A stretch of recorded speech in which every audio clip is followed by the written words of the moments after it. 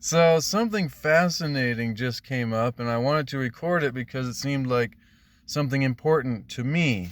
It is something important to me because I'm always talking about our thoughts and how our thoughts create our life, and how our thoughts always seem to be this key important factor.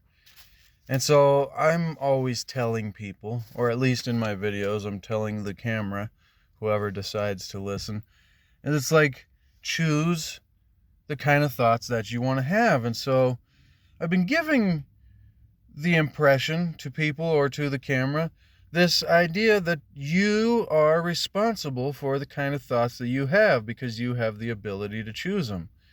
And when it's that simple, for me, in my personal experience and my own view, I'm like, oh, okay, that makes sense.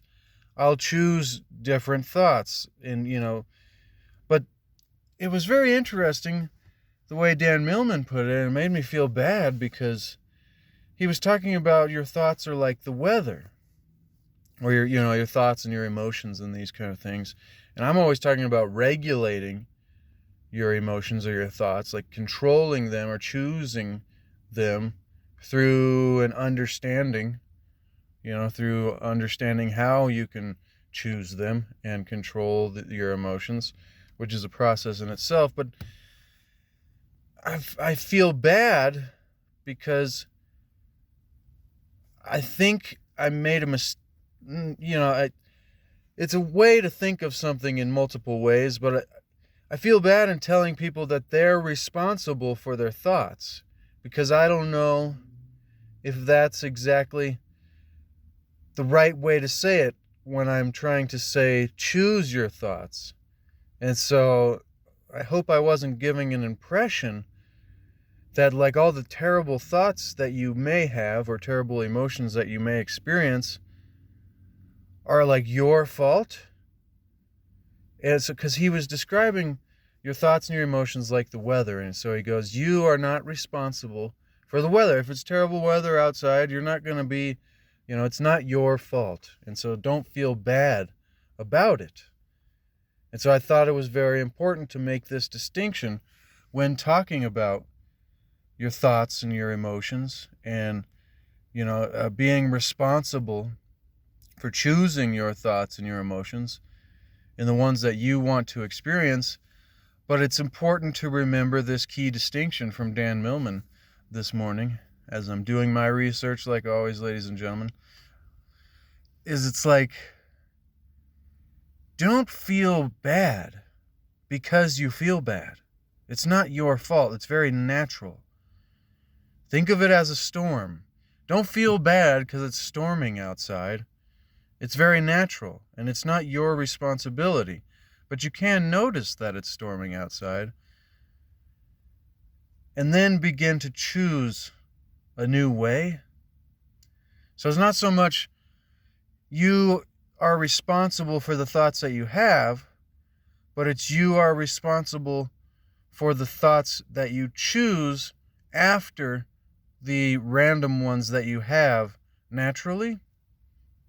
And see, I never thought to explain this distinction because, I don't know, it never popped up like this to me. I always just kind of thought of it automatically, like, no, yeah, you're having thoughts already, and that doesn't matter. That's okay, whatever they are.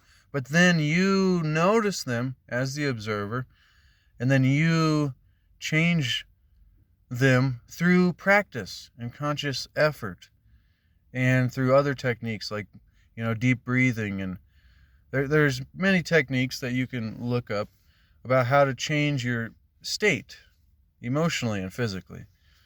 And so I thought that was a very important distinction, because I don't want people to feel responsible for the random thoughts that pop in their head. Rather, I want people to feel responsible for what they begin to choose to focus on and choose to attach to. So it's like, which thoughts do you choose to attach to? Rather than, feeling, because I think if someone hears, like, you have to choose the thoughts you have, and if you're feeling, if you're feeling terrible in life, it's because you're choosing terrible thoughts. And so then people will think, well, man, all of this terribleness is my fault and I'm doing it terribly. It's like, no. Like, no, the natural thoughts that are popping up in your head are terrible, and you're allowing them to persist. Probably because you didn't realize that you could do anything about it. And so I just thought it important. I don't want people to feel bad that they're having bad thoughts, because that's very natural. It's what we are able to then do in reacting, or, getting past or choosing new thoughts that we should be responsible about. It's our action and what we're taking action to do that we need to feel responsible about, not the random things that are either popping up in our head or being thrown at us in life. It's our responsibility, ladies and gentlemen, which is, I guess, what this is all about. It's not that you are responsible for all the weight of everything. It's that you have an ability to respond. And that ability needs to be cultivated. It takes time and it takes effort. But it's worth it in the end, ladies and gentlemen. All right, thank you very much. Great point.